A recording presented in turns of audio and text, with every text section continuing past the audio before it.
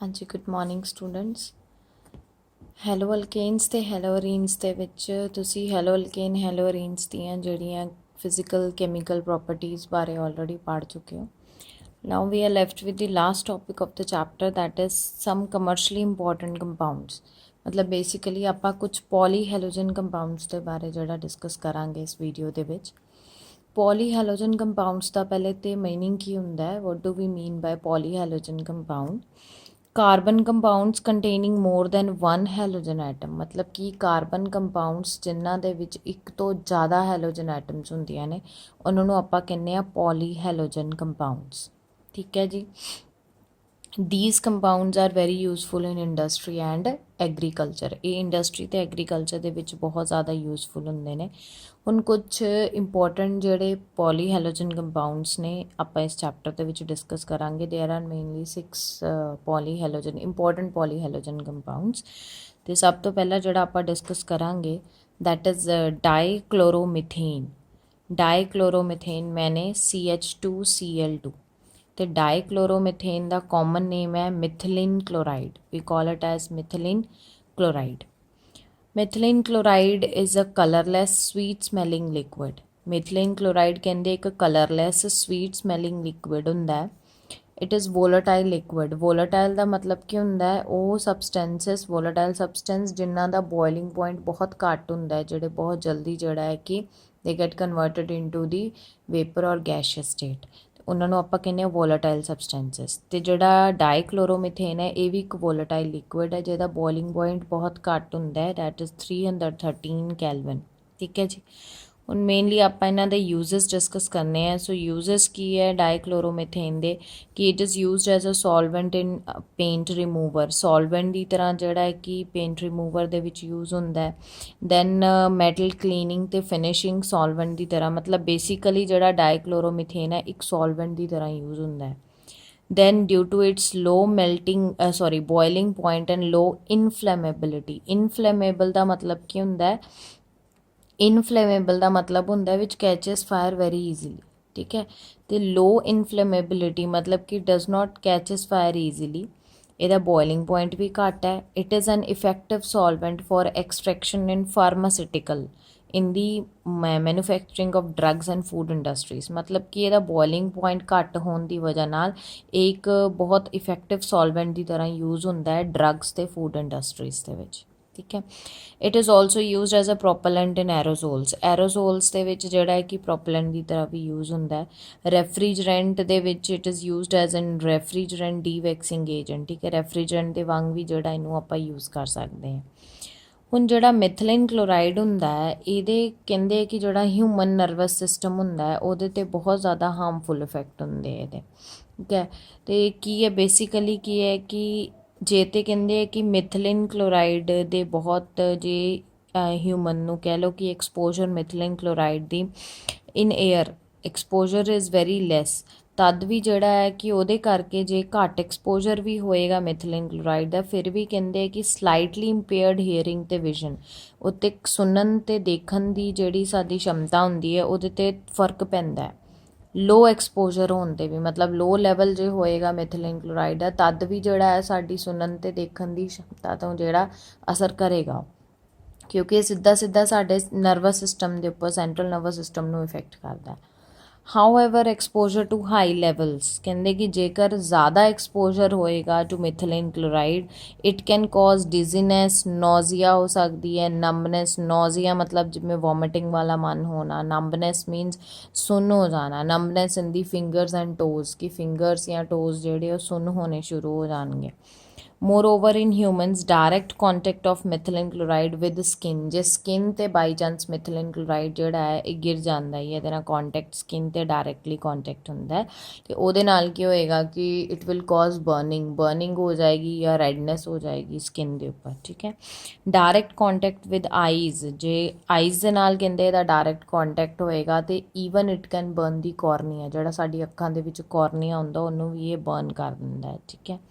So this was about ਡਾਈਕਲੋਰੋਮੀਥੇਨ। Next ਜਿਹੜਾ ਪੋਲੀ halogen compound ਅਸੀਂ discuss ਕਰਨਾ ਦੈਟ ਇਜ਼ ਟਰਾਈਕਲੋਰੋਮੀਥੇਨ। ਇਹ ਡਾਈਕਲੋਰੋਮੀਥੇਨ ਸੀ, ਮਤਲਬ ਇਹਦੇ ਵਿੱਚ ਮਿਥੇਨ ਕੀ ਹੁੰਦਾ ਬੇਸਿਕਲੀ CH4। ਹੁਣ CH4 ਦੇ ਵਿੱਚ 2 ਹਾਈਡਰੋਜਨ ਐਟਮਸ ਜਿਹੜੀਆਂ ਇੱਕ ਇਹਦੇ ਨਾਲ ਰਿਪਲੇਸ ਹੋ ਗਈਆਂ ਇੱਥੇ 2 ਕਲੋਰੀਨ ਦੇ ਨਾਲ, ਤੇ ਇਸ ਕਰਕੇ ਦਿਸ ਇਜ਼ ਡਾਈਕਲੋਰੋਮੀਥੇਨ।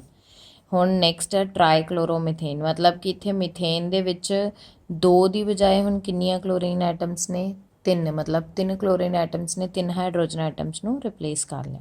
ਤੇ ਟਰਾਈਕਲੋਰੋਮੀਥੇਨ ਦਾ ਕਾਮਨ ਨੇਮ ਹੈ ਕਲੋਰੋਫਾਰਮ। ਕਲੋਰੋਫਾਰਮ ਬਹੁਤ ਹੀ ਕਾਮਨ ਹੈ, ਵੈਸੇ ਤੁਸੀਂ ਸਾਰਿਆਂ ਨੇ ਇਹਦੇ ਬਾਰੇ ਸੁਣਿਆ ਹੋਣਾ। ਕਲੋਰੋਫਾਰਮ ਪਹਿਲੇ ਦੇਖੀਏ ਕਿਵੇਂ ਪ੍ਰਿਪੇਅਰ ਹੁੰਦਾ ਹੈ, and then we will discuss regarding its properties. Chloroform ਜਿਹੜਾ ਹੈ ਲੈਬੋਰੇਟਰੀ ਦੇ ਵਿੱਚ ਕਹਿੰਦੇ ਜੇ ਆਪਾਂ ਪ੍ਰਿਪੇਅਰ ਕਰਨਾ ਹੋਏ, it is prepared by the distillation of mixture of ethanol. Ethanol ਤੇ ਬਲੀਚਿੰਗ ਪਾਊਡਰ ਦਾ ਜਿਹੜਾ ਮਿਕਸਚਰ ਹੋਏਗਾ ਉਹਦੀ ਡਿਸਟੀਲੇਸ਼ਨ ਕਰਕੇ ਜਿਹੜਾ ਹੈ ਕਿ ਵੀ ਗੈਟ ਕਲੋਰੋਫਾਰਮ। ਤੇ ਸਟੈਪ ਬਾਏ ਸਟੈਪ ਆਪਾਂ ਥੋੜ੍ਹਾ ਜਿਹਾ ਦੇਖ ਲੈਂਦੇ ਇਹਦੀ ਪ੍ਰੈਪਰੇਸ਼ਨ। CaOCl2 ਬਲੀਚਿੰਗ ਪਾਊਡਰ ਹੈ, ਇਹਦੀ ਪਹਿਲੇ ਆਕਸੀਡੇਸ਼ਨ ਕਰਕੇ ਆਪਾਂ ਕੈਲਸ਼ੀਅਮ ਹਾਈਡਰੋਕਸਾਈਡ ਫਾਰਮ ਕਰਨੇ, ਠੀਕ ਹੈ। Then we take ethanol. Ethanol ਦੀ ਫਿਰ ਅਗੇਨ ਕਲੋਰੀਨੇਸ਼ਨ ਕਰਦੇ ਆ ਕਲੋਰੀਨ ਦੇ ਨਾਲ, ਜਦ ਇਹਨੂੰ ਰਿਐਕਟ ਕੀਤਾ ਜਾਂਦਾ ਹੈ then we it get converted into aldehyde. Basically ਕੀ ਹੁੰਦਾ ਇੱਥੇ ਜਿਹੜਾ ਅਲਕੋਹਲ ਹੈ, ਜਦ ਕਲੋਰੀਨ ਜਿਹੜਾ ਹੈ ਆਕਸੀਡਾਈਜ਼ਿੰਗ ਏਜੰਟ ਦੇ ਵਾਂਗ ਇੱਥੇ ਕੰਮ ਕਰਦਾ, ਤੇ ਇਹ ਜਿਹੜਾ ਹੈ ਅਲਕੋਹਲ ਦੀ ਆਕਸੀਡੇਸ਼ਨ ਕਰ ਦਿੰਦਾ, ਉਹਨੂੰ ਕਨਵਰਟ ਕਰ ਦਿੰਦਾ ਇਨਟੂ ਅਲਡੀਹਾਈਡ CH3CHO, ਅਲਡੀਹਾਈਡ ਦੇ ਵਿੱਚ ਕਨਵਰਟ ਹੋ ਗਿਆ।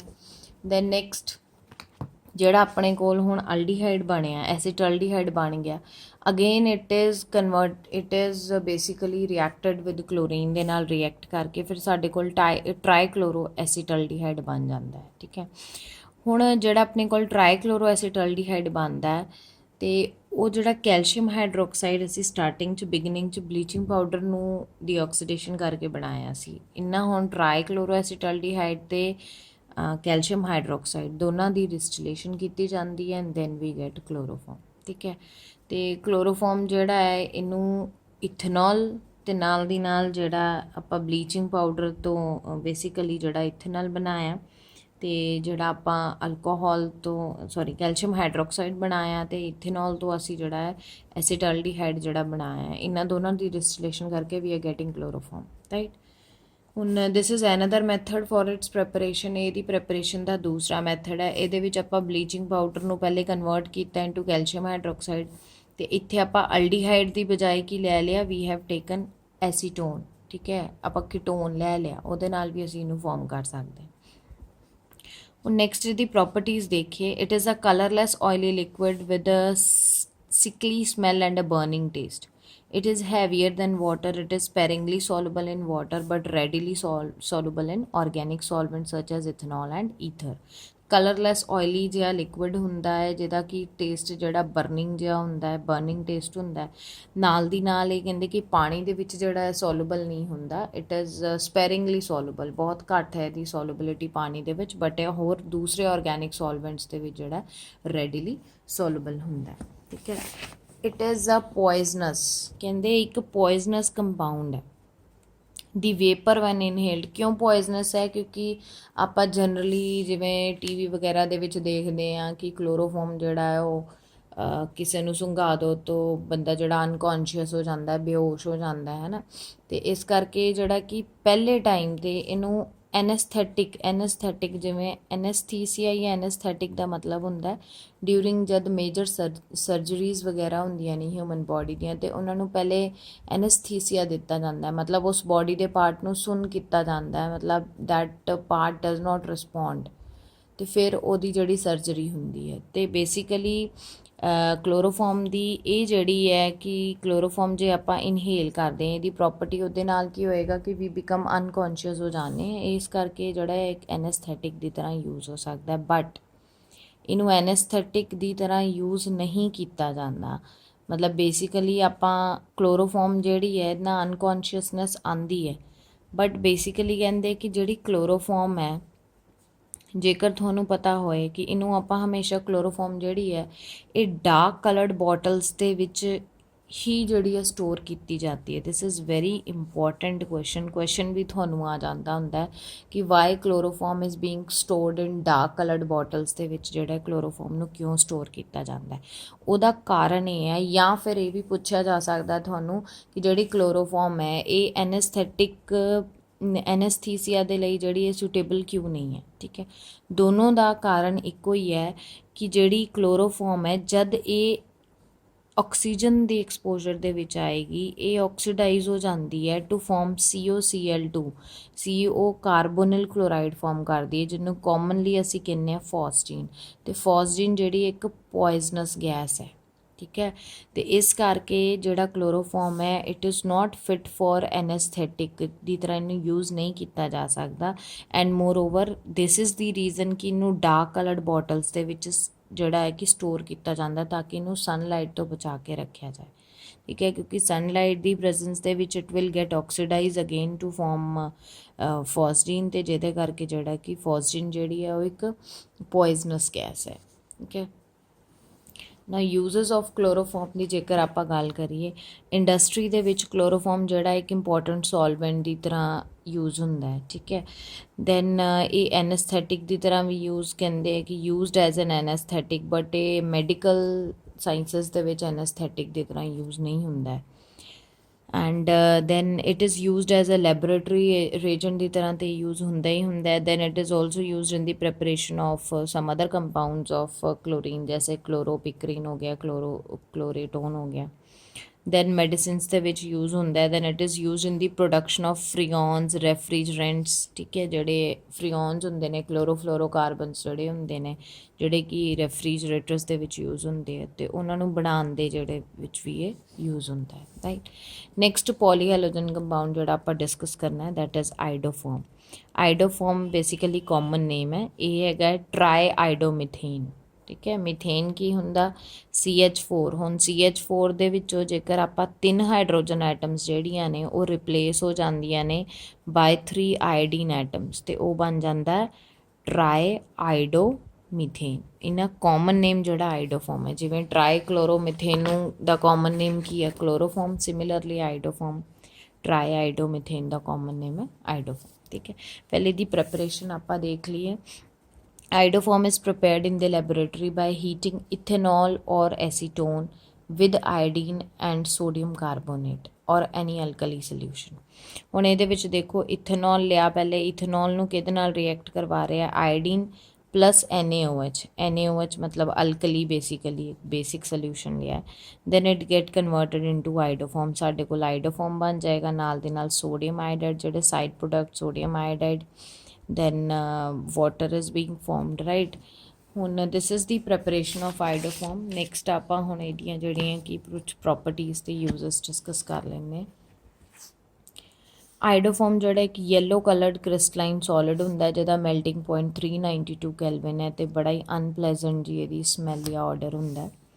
Then it is insoluble in water, ਔਰ ਇਹ ਵੀ ਪਾਣੀ ਦੇ ਵਿੱਚ ਜਿਹੜਾ ਸੋਲੂਬਲ ਨਹੀਂ ਹੁੰਦਾ, ਬਟ ਦੂਸਰੇ ਜਿਹੜੇ ਜਿਵੇਂ ਇਥਾਈਲ ਅਲਕੋਹਲ ਈਥਰ ਦੇ ਵਿੱਚ ਸੋਲਵੈਂਟ ਹੁੰਦਾ, ਸੋਲੂਬਲ ਹੁੰਦਾ। Then it has an antiseptic action due to liberation of free iodine. Iodoform ਦਾ ਜਿਹੜਾ ਐਂਟੀਸੈਪਟਿਕ ਬੇਸਿਕਲੀ ਇਹਦਾ ਐਕਸ਼ਨ ਹੈ। ਕਲੋਰੋਫੋਮ ਦਾ ਆਪਾਂ ਦੇਖਿਆ ਸੀ ਐਨੈਸਥੈਟਿਕ ਐਕਸ਼ਨ ਹੈ, ਇਹਦਾ ਐਂਟੀਸੈਪਟਿਕ ਐਕਸ਼ਨ ਹੁੰਦਾ। ਨਾ ਇੰਪੋਰਟੈਂਟ ਜਿਹੜੇ ਇਹਦੇ ਯੂਜ਼ਸ ਹੈ ਬੇਸਿਕਲੀ ਇਹੀ ਹੈ ਕਿ ਇਟ ਇਜ਼ ਯੂਜ਼ਡ ਇੱਕ ਐਂਟੀਸੈਪਟਿਕ ਦੀ ਤਰ੍ਹਾਂ ਯੂਜ਼ ਹੁੰਦਾ ਹੈ। ਠੀਕ ਹੈ, ਕਿਉਂ ਐਂਟੀਸੈਪਟਿਕ ਦੀ ਤਰ੍ਹਾਂ ਯੂਜ਼ ਹੁੰਦਾ ਹੈ ਬਿਕੋਜ਼ ਆਈਡੋਫੋਮ ਜਿਹੜਾ ਹੈ ਬੇਸਿਕਲੀ ਲਿਬਰੇਟ ਕਰਦਾ ਹੈ, ਆਇਡੀਨ ਲਿਬਰੇਟ ਹੁੰਦੀ ਹੈ। ਠੀਕ ਹੈ, ਦੈਟਸ ਵਾਈ ਆਈਡੋਫੋਮ ਜਿਹੜਾ ਫ੍ਰੀ ਆਇਡੀਨ ਜਿਹੜੀ ਲਿਬਰੇਟ ਕਰਦਾ ਹੈ, ਜਿਹਦੇ ਕਰਕੇ ਇਹਦੀ ਐਂਟੀਸੈਪਟਿਕ ਨੇਚਰ ਹੁੰਦੀ ਹੈ। ਦੈਨ ਬੇਸਿਕਲੀ ਆਪਾਂ ਜਿਸ ਤਰ੍ਹਾਂ ਹੁਣ ਵੀ ਯੂਜ਼ ਨੋਰਮਲੀ ਆਪਾਂ ਅੱਜ ਕੱਲ੍ਹ ਬੈਟਾਡੀਨ ਯੂਜ਼ ਕਰਦੇ ਹਾਂ ਹੈ ਨਾ, ਅਤੇ Betadine basically it is a form of iodoform, ਕਿਉਂਕਿ ਆਈਡੋਫੋਮ ਦੀ ਐਕਚੁਅਲੀ ਸਮੈਲ ਬਹੁਤ ਅਨਪਲੈਜ਼ੈਂਟ ਹੁੰਦੀ ਹੈ। ਇਸ ਕਰਕੇ ਉਹਦੇ ਵਿੱਚ ਕੁਛ ਹੋਰ ਫਾਰਮੂਲੇਸ਼ਨਸ ਕਰਕੇ ਜਿਹੜਾ ਹੈ ਕਿ ਅੱਜ ਕੱਲ੍ਹ ਯੂਜ਼ ਹੁੰਦਾ, ਜਿਵੇਂ ਬੈਟਾਡੀਨ ਜਿਹੜੀ ਉਹ ਪੋਵਿਡਿਨ ਆਇਡੀਨ ਉਹਨੂੰ ਕਹਿੰਦੇ ਆ, so that is being used, right. Then it is also used in the manufacture of pharmaceuticals ਦੇ ਵਿੱਚ ਜਿਹੜਾ ਹੈ ਯੂਜ਼ ਹੁੰਦਾ। ਨਾਓ ਨੈਕਸਟ ਜਿਹੜਾ ਆਪਾਂ ਡਿਸਕਸ ਕਰਨਾ ਹੈ ਪੋਲੀਹੈਲੋਜਨ ਕੰਪਾਊਂਡ ਦੈਟ ਇਜ਼ ਟੈਟਰਾਕਲੋਰੋਮੀਥੇਨ। ਟੈਟਰਾਕਲੋਰੋਮੀਥੇਨ ਜਾਂ ਜਿਹਨੂੰ ਆਪਾਂ ਕਾਰਬਨ ਟੈਟਰਾਕਲੋਰਾਈਡ ਕਹਿੰਦੇ ਹਾਂ CCl4। ਇਹ ਬੜਾ ਇੱਕ ਕਹਿ ਲਓ ਕਿ ਬੜਾ ਇੰਪੋਰਟੈਂਟ ਬੜਾ ਕਾਮਨ ਸਾਡਾ ਸੋਲਵੈਂਟ ਹੁੰਦਾ ਹੈ, ਆਰਗੈਨਿਕ ਸੋਲਵੈਂਟ ਹੈ। It is a colourless oily liquid with sickly smell, again colourless liquid ਹੈ। Then insoluble in water, again ਇਹ ਵੀ ਪਾਣੀ ਦੇ ਵਿੱਚ ਇਨਸੋਲੂਬਲ ਹੈ, ਬਟ ਈਥਰ ਅਲਕੋਹਲ ਦੇ ਵਿੱਚ ਜਿਹੜਾ ਇਹ ਵੀ ਡਿਜ਼ੋਲਵ ਹੋ ਜਾਂਦਾ ਹੈ। ਇਹਦਾ boiling point 350 ਹੈ। it is inflammable means which catches fire easily, ਜਿਹੜਾ ਜਲਦੀ ਜਿਹੜਾ ਕਿ ਫਾਇਰ ਕੈਚ ਕਰ ਲੈਂਦਾ। ਇਹਦੇ ਇੰਪੋਰਟੈਂਟ ਯੂਜ਼ਸ ਦੇਖ ਲਈਏ। It is used in large quantities again in the manufacture refrigerants ਅਤੇ ਪ੍ਰੋਪਲੈਂਟਸ ਬਣਾਉਣ ਦੇ ਕੰਮ ਆਉਂਦਾ। Then it is used as a feedstock in the synthesis of ਜਿਹੜੇ ਕਲੋਰੋਫਲੋਰੋਕਾਰਬਨ ਫਰੀਓਨਸ ਹੁੰਦੇ ਆ ਕਾਮਨਲੀ ਅਤੇ ਹੋਰ ਕੈਮੀਕਲਸ। ਫੀਡ ਸਟਾਕ ਮਤਲਬ ਕਿ ਰॉ ਮਟੀਰੀਅਲ, ਉਹਨਾਂ ਨੂੰ ਪ੍ਰਪੇਅਰ ਕਰਨ ਦੇ ਲਈ ਜਿਹੜਾ ਸਾਨੂੰ ਰॉ ਮਟੀਰੀਅਲ ਹੁੰਦਾ ਹੈ ਉਹਦੇ ਰॉ ਮਟੀਰੀਅਲ ਦੇ ਵਾਂਗ ਯੂਜ਼ ਹੁੰਦਾ। Then it is used as an solvent ਦੀ ਤਰ੍ਹਾਂ ਯੂਜ਼ ਹੁੰਦਾ ਇਨ ਦੀ ਮੈਨੂਫੈਕਚਰ ਆਫ ਮੈਨੀ ਫਾਰਮਾਸਿਊਟੀਕਲਸ। ਫਿਰ ਇਹ ਸੋਲਵੈਂਟ ਦੀ ਤਰ੍ਹਾਂ ਯੂਜ਼ ਹੁੰਦਾ ਆਇਲਸ ਦੇ ਵਿੱਚ, ਫੈਟਸ ਦੇ ਵਿੱਚ, ਵੈਕਸਸ ਦੇ ਵਿੱਚ। Then it is used as a fire extinguisher ਦੀ ਤਰ੍ਹਾਂ ਵੀ ਇਹ ਯੂਜ਼ ਹੁੰਦਾ ਹੈ, ਠੀਕ ਹੈ। ਅਤੇ ਉਹਦੇ 'ਚ ਇਹਦਾ ਨਾਮ ਪਾਇਰੀਨ ਹੁੰਦਾ ਬੇਸਿਕਲੀ। ਡਰਾਈ ਕਲੀਨਿੰਗ ਦੇ ਵਿੱਚ ਵੀ ਜਿਹੜਾ CCl4 ਉਹ ਯੂਜ਼ ਹੁੰਦਾ ਹੈ, ਰਾਈਟ। ਹੁਣ ਥੋੜ੍ਹਾ ਜਿਹਾ ਇਹਦੇ ਬਾਰੇ ਆਪਾਂ ਦੇਖਦੇ ਹਾਂ ਕਿ ਬੇਸਿਕਲੀ ਪਾਇਰਿਨ ਜਿਹੜਾ ਹੈ ਕਿ ਕਹਿੰਦੇ ਕਿ ਇਨ ਦੀ ਮਿਡ 1960s ਦੇ ਵਿੱਚ ਕਾਰਬਨ ਟੈਟਰਾਕਲੋਰਾਈਡ ਜਿਹੜਾ ਹੈ ਇਹ ਕਲੀਨਿੰਗ ਫਲੂਇਡ ਦੀ ਤਰ੍ਹਾਂ ਯੂਜ਼ ਹੁੰਦਾ ਸੀ, ਇੰਡਸਟਰੀ ਦੇ ਵਿੱਚ ਵੀ, ਘਰਾਂ ਦੇ ਵਿੱਚ ਵੀ, ਠੀਕ ਹੈ। ਫਾਇਰ ਐਕਸਟਿੰਗੁਇਸ਼ਰ ਦੇ ਵਾਂਗ ਵੀ ਯੂਜ਼ ਹੁੰਦਾ ਸੀ ਇਹ। ਬਟ ਬਾਅਦ 'ਚ ਹੌਲੀ ਹੌਲੀ ਇਹ ਦੇਖਿਆ ਗਿਆ ਕਿ ਜਦ ਇਹ exposure, long exposure to carbon tetrachloride ਦੇ ਨਾਲ ਜਿਹੜਾ ਹੈ ਕਿ ਹਿਊਮਨਸ ਦੇ ਵਿੱਚ ਲੀਵਰ ਕੈਂਸਰ ਹੋਣ ਦੇ ਚਾਂਸਸ ਹੋ ਸਕਦੇ ਆ, ਜਿੱਦਾਂ ਕਿ ਕਾਮਨਲੀ ਜਿਹਦਾ ਜ਼ਿਆਦਾ ਇਹਦਾ ਐਕਸਪੋਜਰ ਹੋਏਗਾ, ਇਨਹੇਲ ਕਰ ਲਿਆ ਜਾਏ, ਦੈਨ ਇਟ ਕਾਜ਼ਸ ਹੈਡੇਕ ਹੋਏਗੀ, ਤੁਹਾਨੂੰ ਨੋਜ਼ੀਆ, ਵੋਮਿਟਿੰਗ ਵਗੈਰਾ ਹੋਏਗਾ, ਈਵਨ ਨਰਵ ਸੈੱਲ ਜਿਹੜੇ ਉਹ ਵੀ ਪਰਮਾਨੈਂਟਲੀ ਡੈਮੇਜ ਹੋ ਸਕਦੇ ਆ, ਠੀਕ ਹੈ। ਅਤੇ ਇਸ ਕਰਕੇ ਜਿਹੜਾ ਇਹ ਕੋਮਾ ਵਗੈਰਾ ਦੇ ਵਿੱਚ even it can cause death also. So ਇਸ ਕਰਕੇ ਜਿਹੜਾ ਕਿ ਇਹਦਾ ਹੁਣ ਜ਼ਿਆਦਾ ਜਿਹੜਾ ਕਿ ਯੂਜ਼ ਜਿਹੜਾ ਘਰਾਂ ਦੇ ਵਿੱਚ ਤਾਂ ਬਿਲਕੁਲ ਬੰਦ ਹੋ ਗਿਆ। ਅਤੇ ਦੈਨ ਉਸ ਤੋਂ ਬਾਅਦ it also has ਡੈਮੇਜਿੰਗ effect environment 'ਤੇ ਵੀ, ਜਿਹੜਾ ਇਹਦੇ ਕਾਫੀ ਕਹਿ ਲਓ ਕਿ ਮਾੜੇ ਇਫੈਕਟ ਨੇ, ਠੀਕ ਹੈ। Then when carbon tetrachloride is released in air, ਕਹਿੰਦੇ ਕਿ ਜਦ ਇਹ ਕਾਰਬਨ ਟੈਟਰਾਕਲੋਰਾਈਡ ਹਵਾ ਦੇ ਵਿੱਚ ਰਿਲੀਜ਼ ਹੁੰਦਾ ਹੈ ਅਤੇ ਇਹ ਸਾਡੀ ਓਜ਼ੋਨ ਲੇਅਰ ਨੂੰ ਜਿਹੜਾ ਡਿਪਲੀਟ ਕਰਦਾ ਹੈ। ਅਤੇ ਜੇ ਓਜ਼ੋਨ ਲੇਅਰ ਡਿਪਲੀਟ ਹੋ ਜਾਏਗੀ, ਆਪਾਂ ਸਾਰਿਆਂ ਨੂੰ ਪਤਾ ਹੈ ਕਿ we will get expose to, ozone layer ਦਾ ਕੰਮ ਕੀ ਹੈ, ਸਾਨੂੰ ਉਹ ਅਲਟਰਾਵਾਇਲਟ ਰੇਡੀਏਸ਼ਨਸ ਤੋਂ ਬਚਾਉਂਦੀ ਹੈ। ਅਤੇ it may then lead to skin cancer ਵਗੈਰਾ ਹੋਣਗੀਆਂ, ਆਈਜ਼ ਦੀਆਂ ਡਿਜ਼ੀਜ਼ਸ, ਹੋਰ ਡਿਜ਼ਆਰਡਰਸ ਹੋਣਗੇ ਜੇਕਰ ਓਜ਼ੋਨ ਲੇਅਰ ਡਿਪਲੀਟ ਹੋ ਜਾਂਦੀ। Now the next that we will be discussing is freons ਹੈ ਸਾਡਾ ਨੈਕਸਟ ਪੋਲੀਹੈਲੋਜਨ ਕੰਪਾਊਂਡ। ਫਰੀਓਨ ਜਿਹੜੇ ਹੈ ਜਿੰਨੇ ਵੀ ਕਲੋਰੋਫਲੋਰੋਕਾਰਬਨ ਜਿਹੜੇ ਕਲੋਰੋਫਲੋਰੋ ਕੰਪਾਊਂਡ ਹੁੰਦੇ ਆ, ਮਿਥੇਨ ਅਤੇ ਇਥੇਨ ਦੇ, ਇਹਨਾਂ ਨੂੰ ਅਸੀਂ ਕਲੈਕਟਿਵਲੀ ਕੀ ਕਹਿੰਦੇ ਆ, ਵੀ ਕਾਲ ਦੈਮ ਐਸ ਫਰੀਓਨਸ, ਠੀਕ ਹੈ। ਇਹ ਜਿਹੜੇ ਫਰੀਓਨਸ ਹੁੰਦੇ ਆ ਨਾ, ਇਹਨਾਂ ਦਾ ਬੋਇਲਿੰਗ ਪੁਆਇੰਟ ਬਹੁਤ ਘੱਟ ਹੁੰਦਾ ਹੈ, ਇਹ ਨੋਨ ਟੌਕਸਿਕ ਹੁੰਦੇ ਆ, ਨੋਨ ਇਨਫਲੇਮੇਬਲ, ਮਤਲਬ ਦੇ does note catch S fire, ਅਤੇ ਹਾਈਲੀ ਅਨਰੀਐਕਟਿਵ ਕੰਪਾਊਂਡਸ ਹੁੰਦੇ ਆ। ਇਸ ਕਰਕੇ ਜਿਹੜਾ ਹੈ ਕਿ ਇਹ ਐਜ਼ ਅ ਰੈਫਰੀਜਰੈਂਟ ਜਿਹੜੇ ਆ ਯੂਜ਼ ਹੁੰਦੇ ਆ। ਜਿਵੇਂ ਕਾਮਨ ਜਿਹੜਾ ਹੈ ਫਰੀਓਨ 12, ਜਿਹਨੂੰ ਡਾਈ ਕਲੋਰੋਫਲੋਰੋਮੀਥੇਨ ਵੀ ਕਹਿ ਦਈਦਾ, ਸਭ ਤੋਂ ਇੰਪੋਰਟੈਂਟ ਕੰਪਾਊਂਡ ਹੈ। ਅਤੇ ਇਹ ਜਿਹੜਾ ਇਹਦੀ ਮੈਨੂਫੈਕਚਰਿੰਗ ਕਿਵੇਂ ਹੁੰਦੀ ਹੈ CCl2F2 ਦੀ, ਬਾਈ ਯੂਜ਼ਿੰਗ ਸਵਾਰਟਸ ਰਿਐਕਸ਼ਨ, ਜਿਹੜਾ ਤੁਸੀਂ ਪਿੱਛੇ ਚੈਪਟਰ ਦੇ ਵਿੱਚ ਪੜ੍ਹਿਆ ਹੋਇਆ। ਅਤੇ ਸਵਾਰਟਸ ਰਿਐਕਸ਼ਨ ਦੇ ਵਿੱਚ ਬੇਸਿਕਲੀ ਆਪਾਂ ਕੀ ਕਰਦੇ ਹਾਂ, ਵੀ ਇੰਟਰੋਡਿਊਸ ਫਲੋਰੀਨ। ਜਦ ਆਪਾਂ ਫਲੋਰੀਨ ਇੰਟਰੋਡਿਊਸ ਜਾਂ ਫਲੋਰੋ ਕੰਪਾਊਂਡਸ ਬਣਾਉਣੇ ਹੁੰਦੇ, ਅਸੀਂ ਸਵਾਰਟਸ ਰਿਐਕਸ਼ਨ ਯੂਜ਼ ਕਰਦੇ ਹਾਂ। ਅਤੇ ਜਿਹੜਾ ਹੈ CCl2F2 ਇਹ ਵੀ ਸਵਾਰਟਸ ਰਿਐਕਸ਼ਨ ਦੇ ਨਾਲ ਹੀ ਜਿਹੜਾ ਹੈ ਕਿ ਇਹਨੂੰ ਬਣਾਇਆ ਜਾਂਦਾ। And then next if you look into its uses, ਅਤੇ ਸਭ ਤੋਂ ਇਹਦਾ ਕਾਮਨ ਯੂਜ਼ ਫਰੀਓਨਸ ਦਾ ਕੀ ਹੁੰਦਾ, ਇਟ ਇਜ਼ ਯੂਜ਼ਡ ਐਜ਼ ਰੈਫਰੀਜਰੈਂਟਸ ਦੀ ਤਰ੍ਹਾਂ ਯੂਜ਼ ਹੁੰਦਾ ਹੈ। ਰੈਫਰੀਜਰੇਟਰਸ ਦੇ ਵਿੱਚ, ਏਅਰ ਕੰਡੀਸ਼ਨਰਸ ਦੇ ਵਿੱਚ ਜਿਹੜਾ ਯੂਜ਼ ਹੁੰਦਾ, ਰਾਈਟ। ਦੈਨ ਇਹ ਫੋਮਸ ਵਗੈਰਾ, ਡੀਓਡਰੈਂਟ ਸਪਰੇ ਦੇ ਵਿੱਚ, then foams to spray deodorants ਦੇ ਵਿੱਚ, then shaving creams, hair spray, insecticides ਦੇ ਵਿੱਚ ਜਿਹੜਾ ਇਹਦਾ ਯੂਜ਼ ਹੁੰਦਾ ਹੈ, ਰਾਈਟ। ਹੁਣ ਨੈਕਸਟ ਜਿਹੜਾ ਬੇਸਿਕਲੀ ਕਾਮਨ ਆਪਾਂ ਡਿਸਕਸ ਕਰਨਾ ਹੈ ਦੈਟ ਇਜ਼ DDT ਬੜਾ ਹੀ ਕਹਿ ਲਓ ਕਿ ਇੱਕ ਕਾਮਨ ਇਨਸੈਕਟੀਸਾਈਡ ਹੈ, ਜਿਹਦਾ ਤੁਸੀਂ ਪਹਿਲੇ ਵੀ ਪੜ੍ਹਿਆ ਹੋਣਾ ਇਹਦੇ ਬਾਰੇ। ਹੁਣ ਇਹਦਾ ਜੇਕਰ ਆਪਾਂ ਕੈਮੀਕਲ ਨੇਮ ਦੇਖੀਏ then it is known as 2,2-bis parachlorophenyl 1,1,1 trichloroethane ਔਰ ਪੈਰਾ ਡਾਈਕਲੋਰੋ ਡਾਈਫਿਨਾਈਲ ਟਰਾਈਕਲੋਰੋਈਥੇਨ। ਆ ਇਹਦਾ ਬੇਸਿਕਲੀ IUPAC ਨੇਮ ਆ ਹੁੰਦਾ DDT ਦਾ। 2,2-bis parachlorophenyl 1,1,1 ਟਰਾਈਕਲੋਰੋਈਥੇਨ, right.